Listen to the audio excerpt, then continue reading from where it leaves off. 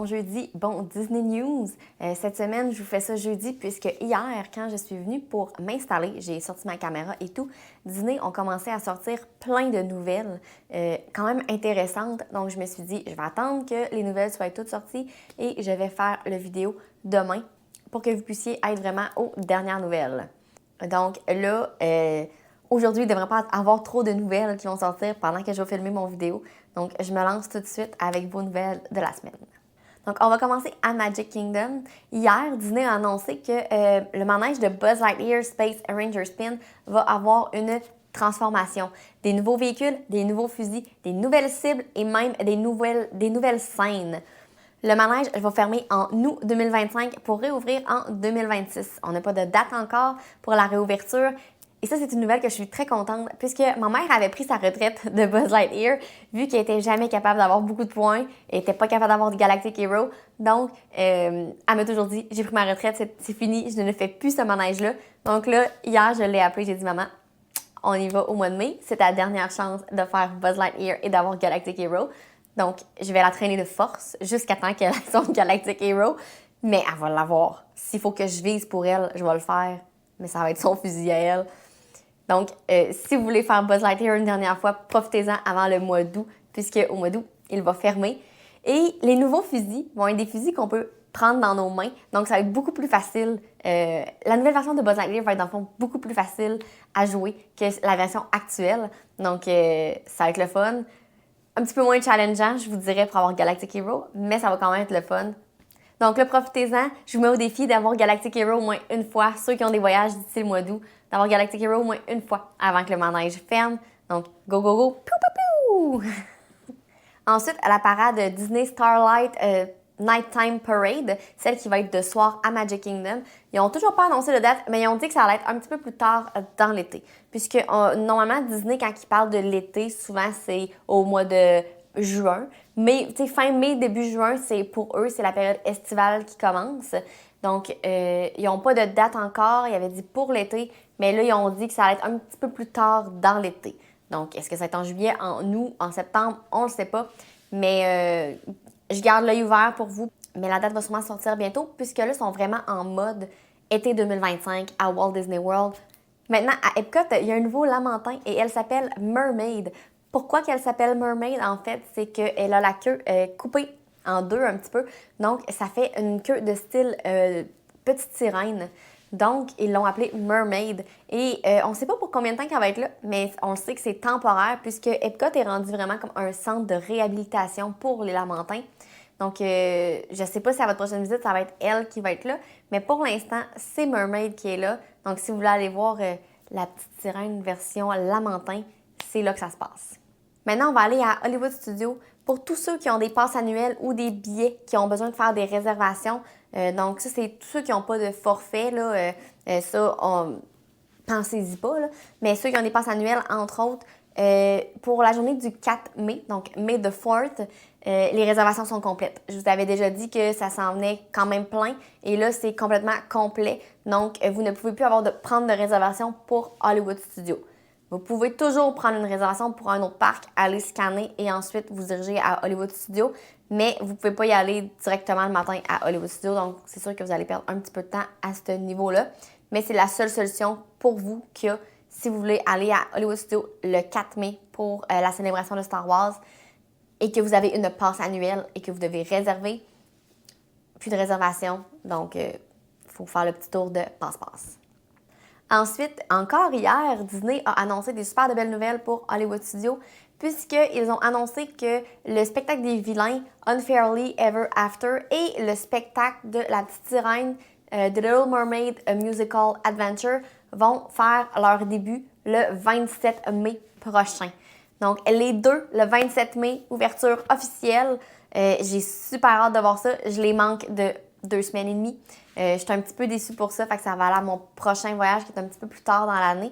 Mais enfin, les deux spectacles ouvrent la même journée. Donc, ils ne perdent pas de temps, eux autres. Tac, on ouvre ça. Donc, il va sûrement avoir des images qui vont circuler assez rapidement à la fin du mois de mai pour ces spectacles-là, pour avoir des petits avant-goûts de c'est quoi vraiment le spectacle. Mais j'ai donc hâte, surtout pour celui des vilains. Donc, Donc, pour ceux qui vont à Disney à partir du 27 mai, je vous conseille vraiment. Vous n'êtes pas obligé d'aller voir les deux puisque ça va quand même prendre une bonne partie de la journée pour une journée de Hollywood Studios qui a énormément de choses à faire. Mais au moins d'aller en voir un des nouveaux, là, je pense que ça va faire une belle nouveauté à Hollywood Studios. Disney a aussi demandé un permis pour Star Tours. C'est pas annoncé le permis va servir à quoi. On sait juste qu'il y a un permis qui a été demandé pour des travaux sur Star Tours. Donc, est-ce que Star Tours va disparaître et va devenir autre chose ou ils vont juste changer un peu les décors? À suivre pour ça, je vais vous tenir au courant, mais il va y avoir quelque chose qui va se passer au niveau de Star Tours. Maintenant, on va s'en aller à Animal Kingdom. Disney a fait une demande de permis pour Dinosaur. Donc, on le sait que Dinosaur va fermer en 2026. On n'a toujours pas de date, mais le permis est demandé pour de maintenant jusqu'au 26 mars 2026. Donc, selon les analyses du permis, ça serait pour faire pour commencer en fait à faire des travaux autour de Dinosaur. Il y a beaucoup d'arbres. Ils vont peut-être enlever des arbres pour faire de la place pour la machinerie et tout. Donc, même si Dinosaur n'est pas officiellement fermé encore, les travaux autour vont commencer. Mais fait que ça veut dire que ça sent encore de plus en plus la fin pour Dinosaur. Donc, profitez-en. Parce que ça se pourrait que début janvier, ça ferme. Là. Ils n'ont pas de date, mais d'après moi, ça va aller quand même assez vite une fois que 2026 va arriver. Donc, profitez-en en 2025 pour aller le faire une dernière fois avant que ça devienne Indiana Jones. Ensuite, on va s'en aller au Grand Floridian. Il y a des gros travaux qui s'en viennent à cet hôtel-là. Entre avril à novembre, ils vont refaire tout le lobby et la partie qui est plus le Convention Center. Donc, ça va quand même créer du bruit et du trafic d'employés puisqu'il va y avoir de la construction. Je vous dirais que la section Convention Center, d'après moi, ça sera pas si pire, mais la section lobby, on s'entend, c'est vraiment la belle partie du Grand Floridian quand on arrive là, puis qu'on voit tout l'espace avec le pianiste et tout. Donc là, je sais pas trop comment que les travaux vont être séparés. Est-ce qu'ils commencent par le lobby? Est-ce qu'ils commencent par le Convention Center? Est-ce qu'ils font les deux en même temps? Tout ce qu'on sait, c'est qu'ils vont faire des travaux sur ces deux places-là et que ça va être entre avril et novembre. Donc, si vous allez à Disney et que votre hôtel, c'est le Grand Floridian, je pense pas que ça va vous causer beaucoup de troubles. Là. Vous n'allez pas entendre la construction au niveau des chambres. Donc, pour ça ne dérangera pas. Là. Mais c'est juste que peut-être qu'il va y avoir un petit peu moins le look fancy du Grand Floridian pendant les travaux. Mais c'est quand même pas si pire que ça. L'extérieur, les piscines, tout ça, ça fonctionne super bien. Donc là, la dernière nouvelle, c'est une nouvelle un peu remplie de plein de petites nouvelles, puisque Disney a annoncé une genre de promotion pour l'été. C'est la Summer Kid Fun. Dans le fond, c'est que Disney veut attirer les familles avec des jeunes enfants à Disney, puisque j'ai l'impression que Disney devient de plus en plus une destination adulte, même si c'est une place remplie de magie et que les enfants adorent Disney. Il y a de plus en plus de monde qui y vont en solo, en couple pour leur anniversaire de mariage ou peu importe, en gang d'amis aussi. Donc là, ils ont vraiment focusé sur les enfants pour cet été. Puisque à Epcot, au Communicar Hall et dans Tomorrowland, il va y avoir comme deux... c'est pas des dance parties, mais c'est des endroits pour les enfants, pour attirer les enfants. Dans Tomorrowland, ça va être avec Stitch. Et à Epcot, ça va être avec Goofy. Il va y avoir de la musique, il va y avoir des jeux, il va y avoir de l'animation, de la danse. Donc, c'est vraiment fait pour les enfants, pour les occuper un peu. Fait que vous, papa, maman, vous pouvez vous installer sur un banc et les regarder, avoir du fun avec Goofy ou Stitch selon le parc et faire plein d'activités avec les cast members dans les parcs. Et ça, c'est quelque chose qui va être là pour l'instant du 27 mai au 1er septembre. Fait que c'est vraiment là pour l'été.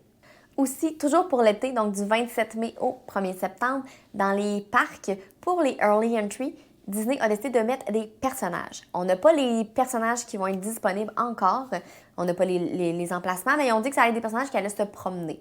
Donc, ce qui veut dire des personnages faciles à rencontrer, sans trop d'attente. Donc, c'est parfait pour ceux qui ont des jeunes enfants qui ne veulent pas nécessairement se garrocher dans un gros manège dès l'ouverture ou qui sont capables d'attendre 2-3 minutes. On va aller voir le personnage qui est là et après, on va se joindre à la file.